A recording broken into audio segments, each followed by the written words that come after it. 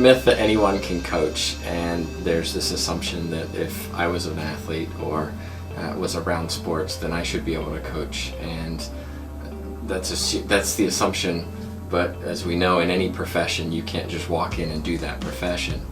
And so perhaps there's this understanding that coaching is not equitable to other professions because anybody can do it. And the reality is, sure, they can, but they can't do it well. I can be a dentist, but you don't want me being a dentist on your teeth, for example. So this idea of I need training in order to be effective at what I do.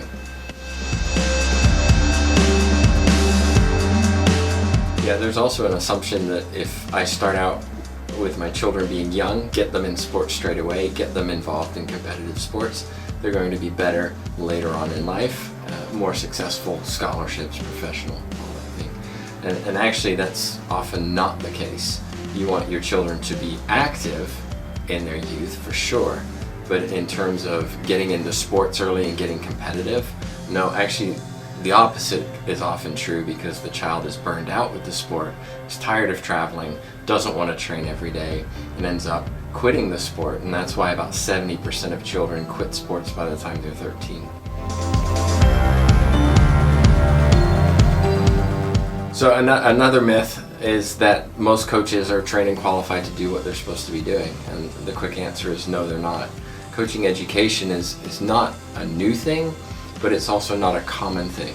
And so the vast majority of coaches, over 90%, have never received any kind of formal training. So what that means, for example, in youth sports is a parent who's allowing their children to be coached, maybe their child is being coached by somebody who's never been trained how to run a practice, or health and safety, or ethics, or any of those best practices needed for coaching. Instead, they may have just been coached, or they may have been an athlete, or have some practical experience, and then they're expected to know what they're doing. So it's a big myth, and it's definitely a potentially dangerous one as well.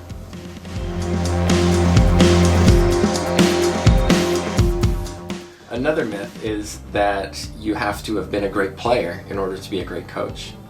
Can it help? Absolutely yes, and there's a lot of great players who went on to become great coaches, but it's absolutely not necessary. Should you have some playing experience? Yeah, I do recommend it, but on the whole, it's more about, do you have the ability to work with people? Are you a good planner? Are you a good organizer? Do you motivate people? And do you understand the ins and outs of the sport to be successful? And you can look across any sport, collegiate, professional, amateur, any of it, you'll find plenty of coaches who have never been hugely successful as athletes that went on to become great coaches. So another myth might be that because of the increase in female participation in sports, we've seen an increase in female coaches. And that's not actually turned out to be the case, especially in college. We talk about all of the women's teams that have come about through Title IX, but the assumption is that the women coaches come with that, and that hasn't actually happened. And part of it is because sport is a business, and people have an opportunity to make good money in a job, and so everybody's applying. And because of that, we don't see the increase in female coaches like we might have expected.